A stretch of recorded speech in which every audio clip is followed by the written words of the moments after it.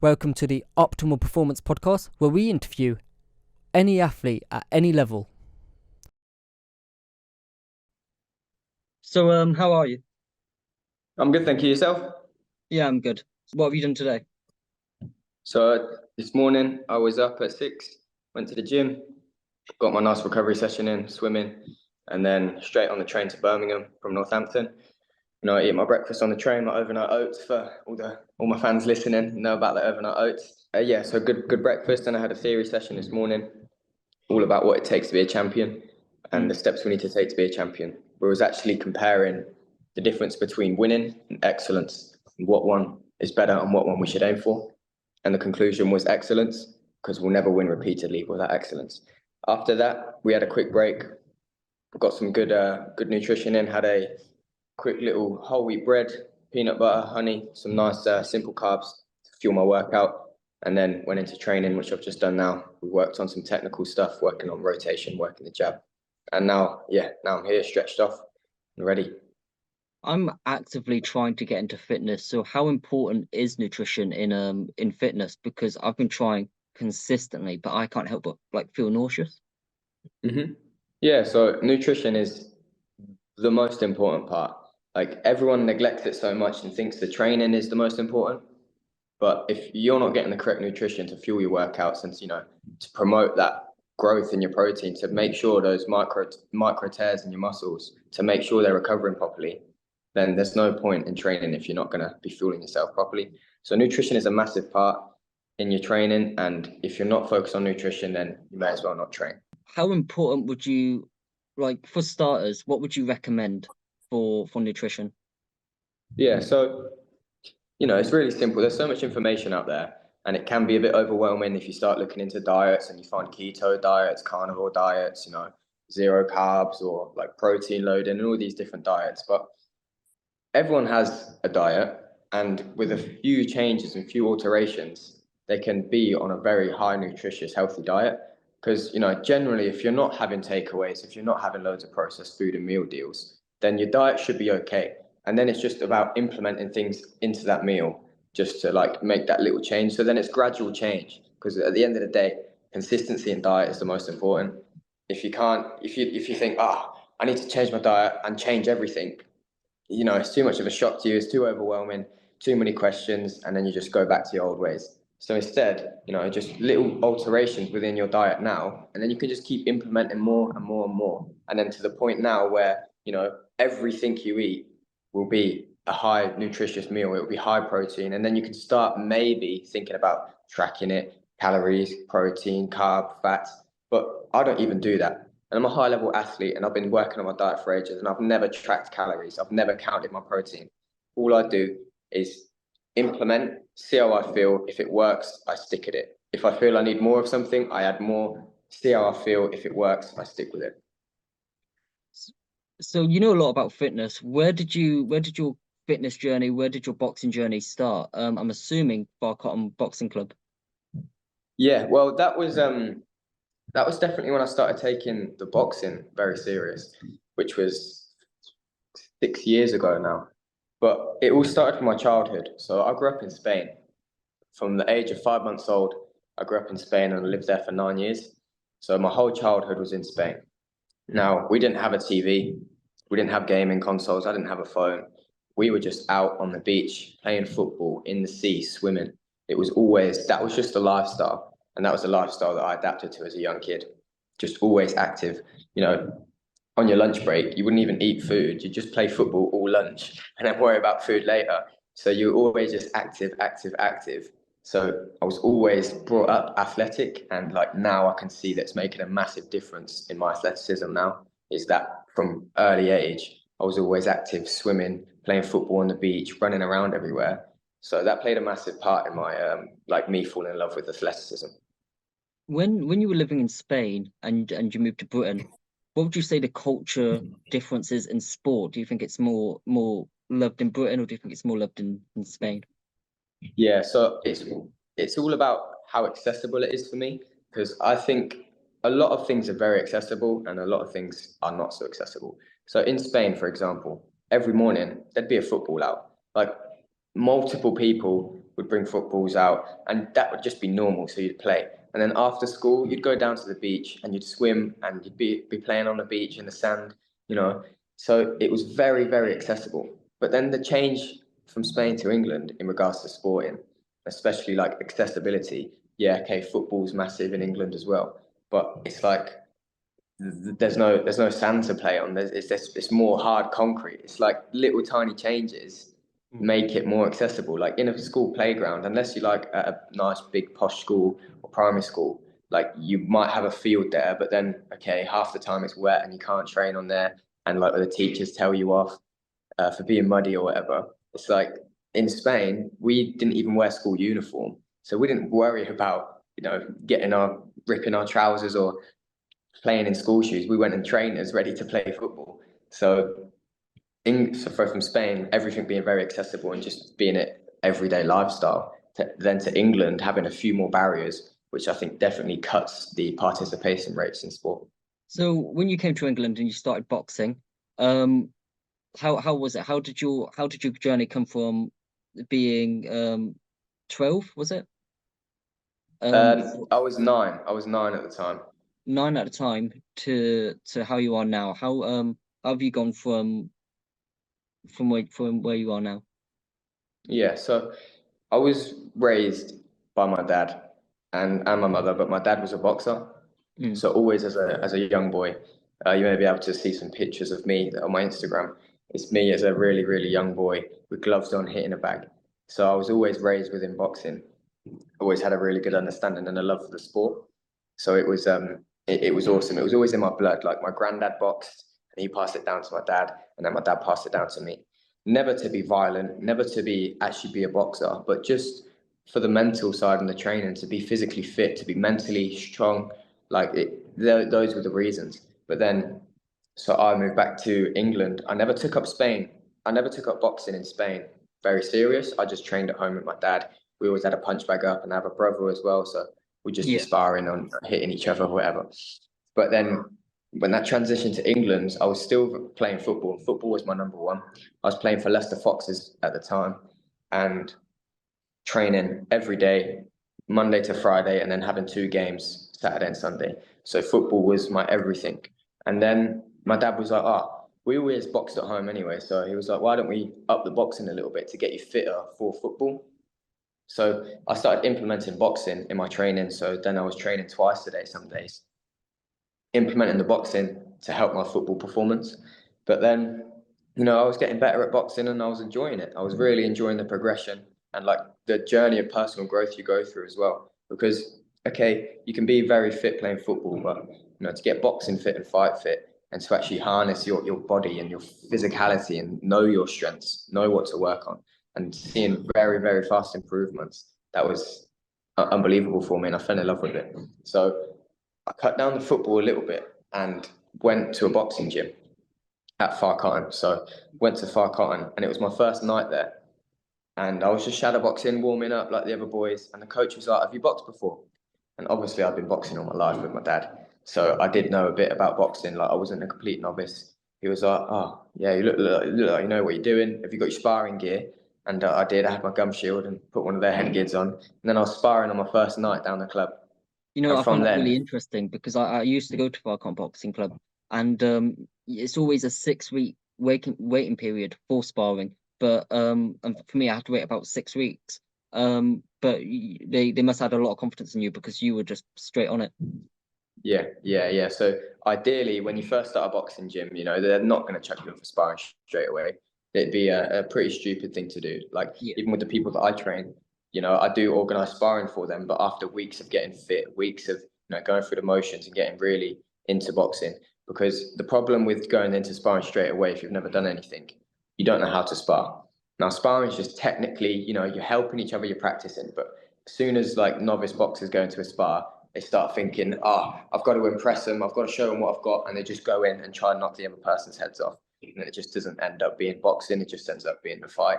But because he saw that, I knew what I was doing in my boxing, my form was good, I was slipping, rolling. He was like, yeah, going for sparring. And then, I sparred well. Obviously, you do try because you do want to impress us and show you what you got. but you don't beat the other lad up. You don't go in and try to take his head off. You still spar and you're still learning, taking your time. And then after that session, the first night sparring, he was like, "You've got champion written all over you."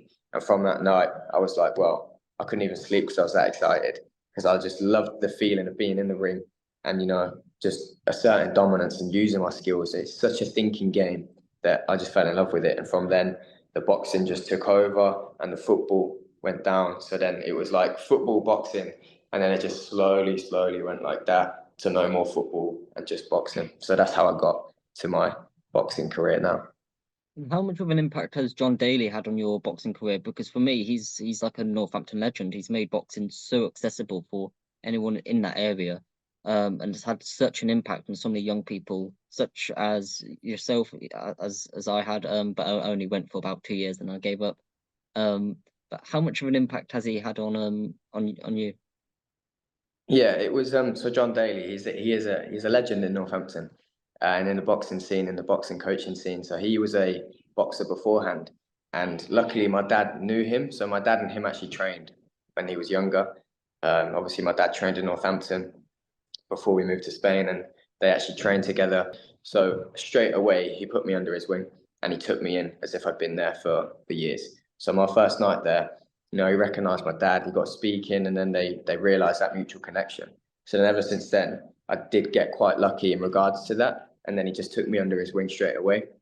But like with any boxer that comes in, and especially me, if he sees that you want it, if he really can see that you really want it, and this is what you want, and you're willing to give you 100% in every single session, he'll give you the time, he'll give you the pads, he'll give you the one-on-one. But it's only if he sees that in you, if you see you've got that fighter in you, and he can see that potential, and he goes all in on you, and he gives you all the time and all the help you need. It's like, and he's so good at that because he is very old school at the same time. If you're turning up to training late, if you don't have your wraps, if you don't have a gum shield, like he's not going to care. He'll look at you and think, yeah, you don't want to box. But if you can prove to him that you want to get in there and you're 100% committed, then he's all on board and he will do everything he can to help you. And that's what he did with me. And just little things like that is why you're where you are now. I remember when he seen me spar, and after a few weeks, he was like, "Listen, I don't want you sparring for a few weeks. You are like terrible."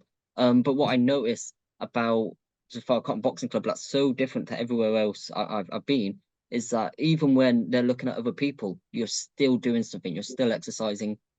There isn't a few seconds just to take a break and take a breather. You can have those breathers in the cool down. There's constantly something to do at Far Cotton Boxing Club, and he's constantly pushing people to their best, and that's why they've had great fighters come out of there. Yeah, definitely. He's very good. It's worked back in the day. He's worked for him for years. Like you said, you're constantly working. There's constant opportunities for you to prove yourself. So it's just about really trying and putting in the work and getting recognised. Is there anyone in Far Cotton, because I'm all the way in Sheffield now, so I don't really hear much about Northampton anymore, but is there anyone who's exciting coming through at the Far Cotton Boxing Club or in Northampton in the boxing scene? Yeah, so obviously you've got Carl and Ben Fale, who have come from Far Cotton Boxing Club. They're now professional, unbeaten professionals, both of them. The Fale twins, which is a very good success story for John. Raised them since little boys, and they've been at Far Cotton all the way through. And John still goes up with the pro fights, is in their corner. It's a very inspiring story. Yeah. So when I left Northampton, there was only one person on the Northampton and the Far Cotton Boxing Club of like on top of all the people who've gone professional. When I left, there was only one, but now I believe there's 3 other people, isn't there? Yeah, so Carl and Ben are up there, and then it might be Chantel Cameron, Yeah. who's the woman world champion, WBC world champion. So I think it could be her because obviously John trained her as well. Yeah. When she was younger, and she still goes back for some training every now and again, which is cool. As for your boxing career, you're 2-0 right now. For your first fight, what was your reaction going in? Because usually there's a lot of nerves built in, but for someone who's trained all their lives, was there still any nerves for you? Yeah, so I was 14, I believe, 13, 14, going for my first fight. And me and John and my dad were driving. It was 4 hours down the road, so it was their home show. And so already, like, you're kind of on the back foot, because in boxing, like, if it's your home show, like, that's, you know, you have the advantage. It's your home ground, it's your home turf. It's like playing at home or away in football. So, you know, we're going away. It's my first fight. And then I was excited, I was nervous, but then, like, nervous and excitement, same feeling. So I was just like, yeah, well, I'm not nervous. I'm just excited now. I can't wait to get in there. You know, I've been waiting for this for a long time. It's been a long time coming. But, you know, we get in there, me and John warming up, feeling ready, feeling sharp. And then their coach comes up to us before the fight and he's like, it's a good kid here. We were going to put him in with someone who had 3 or 4 fights, all of this. And me and John are like, all right then. But, you know, it didn't shake, it didn't make me nervous. It just grew my confidence, because if anything, he'd underestimate me. So do you think I that was was in like there. do you think that was a tactical approach by that team to try and knock you off a game? Yeah, potentially, most definitely, actually. So, you know, they came in saying that, and, like, you know, it didn't affect me really. I was nervous, you know, first fight, but the closer I got to the ring, my confidence just built and it built and it built. And when I stepped in the ring, I was full of confidence, just raring to go. The bell rings, I start the fight, very confident, come forward with 3 jabs. On the 3rd jab, his head goes back. Next 10 seconds, I'm hunting him down. And then I land a clean punch and he goes on the floor. So in the first 20 seconds, 30 seconds of the fight, I've stamped my authority, dominated, and ended up on the floor. What about your second fight? How did that go? So my second fight, it was actually in Northampton, so it wasn't our home show, but it was home turf. So someone came, confidence was there, because it was actually only a month after my first fight. So I had 2 fights in 2 months, which was very, very good. Raring to go. Home show, just come off the win, my first win, ready to go again. And second fight, warming up. The nerves were a lot less than the first fight, because obviously, you know, I knew the motions, been through the motions. I know what winning feels like. I know what I need to do. I trained hard, and I was just back to myself 100%. That self-belief is so important. I was working on that, and I believed in myself without a doubt. So after the weigh-in, I didn't struggle to make weight, but, you know, every boxer just stresses a little bit about weight management. So I don't think that I ate too much in the morning. And by the time I weighed in, I was just really hungry. I had all these, like, meals prepped, and at the time, my knowledge wasn't where it is at now with nutrition. So I was just trying to eat as much as possible. I was drinking too much, and I was very full up before the fight. So I'm warming up for this fight, thinking, Jesus, I'm a bit full here. Not really, like, worried about nerves, but I was just thinking, like, I've ate too much. But, you know, got in the fight, and by the time I got in the fight, you know, I wasn't really thinking about that I've ate too much. I wasn't nervous. Again, I was excited, had a lot more people there, a lot more close friends and family. So everyone was cheering. It was a great buzz. And again, first 10 seconds of the fight, I think I threw like 50 punches, and within 20 seconds, get them a standing count. So from then, it was just, you know, I dominated the fight, glad to say. But I felt I didn't perform my best.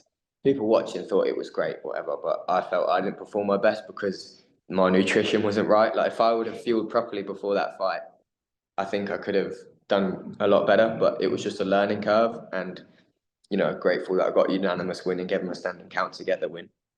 But yeah, it was great experience. Absolutely loved it.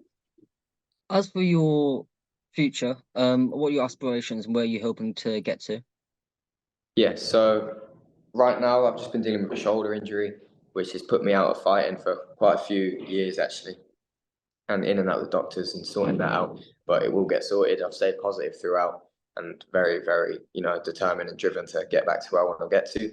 So get fighting again, fight as much as I can, and then climb my way up the ranks, you know, get into the England boxing squad, go to the Tri-Nations, Europeans, international tournaments, and just get my name out there in the amateur boxing scene, and then go to the Olympics. That's my goal.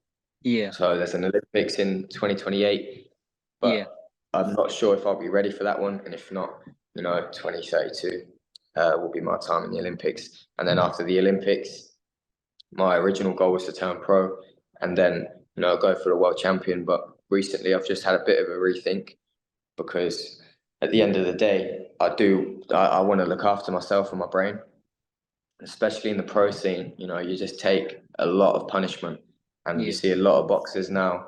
It's not like football. It's not like any other sport. You actually, every time you step in that ring, you put your life on the line.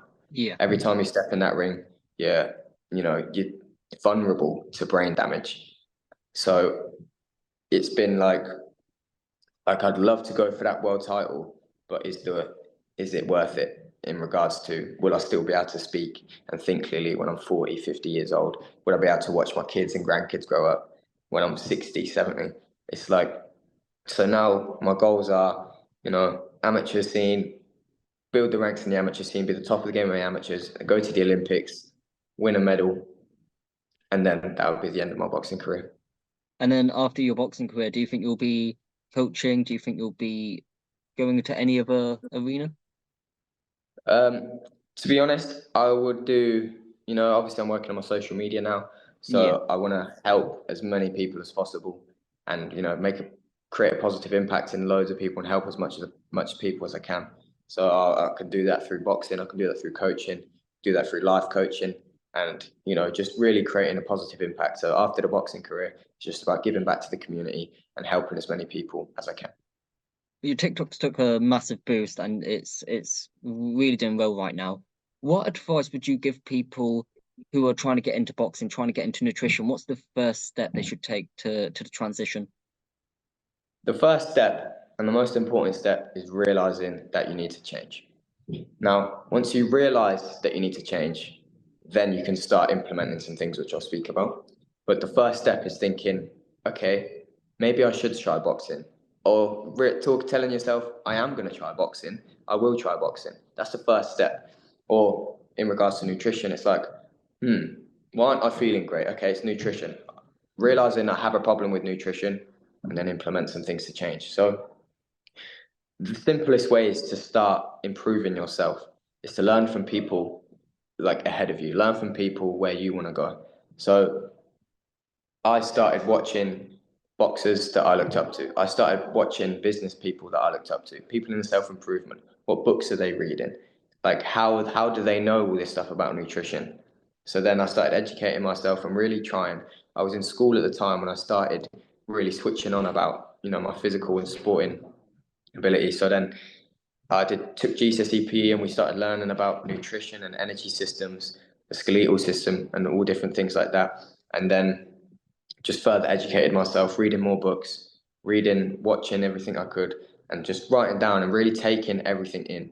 Anything I thought was useful, I'd write it down and really make sure I take it in. And then I'd start teaching other people to make sure I'd actually know about it. So the steps to take, first step, I realize that I'm mainly boxing in my life because, there's so many benefits to it. I might not want to fight, but okay, let me realize that I need to box. And then what do? Local boxing gyms, how to box, it's easy. We've got so much access in regards to the internet now. You can find anything and you can learn anything. It's just that initial step of knowing what to learn, knowing, how to improve yourself. So, how to box, all of this. I actually give out a free boxing program now just to help people get started. It's like, hey, do you want to start boxing? Yeah, I've been thinking about it for a while. Okay, look, I'm on a mission to help as many people as I can get the benefits from boxing. Here's my free program. It's a beginner guide. It's completely free. No, nothing attached, no risks. You just watch it. It's me teaching you how to box step by step. There's 11 videos, 12 videos, and so that's a perfect way to start boxing if anyone's looking to start. Look, reach out to me. Here's my free how to box guide. And then from there, you'll feel more confident to go into a boxing gym. And then from there, you think, so if I want to really get better at boxing, I should start focusing on my nutrition. Let me start studying about that. And then it's just so on. Well, I'll leave the link in the bio. My last question: Francis Ngannou and Anthony Joshua fighting on Saturday the 8th. How do you see that going? To be honest, it should be a no-brainer as an AJ with the boxing scene. But seeing what he did with Tyson Fury and seeing how fast he adapted to the boxing scene. Obviously, Mike Tyson training him has had a massive impact on that. I watched a documentary on just different him training with Mike Tyson, and he was with him in the ring teaching him exactly what to do. So I think having such a great coach like that, and he's a fast learner and a fighter already, you know, he could cause problems, serious problems. Well, thank you so much for helping me out with this interview. You're the first person I've ever interviewed. I'm hoping to see you in the Olympics, and hopefully I'll be commentating on the event. I'll graduate by 2026. Awesome. It was pleasure to speak to you, Logan, and thank you for having me on. Thank you so much.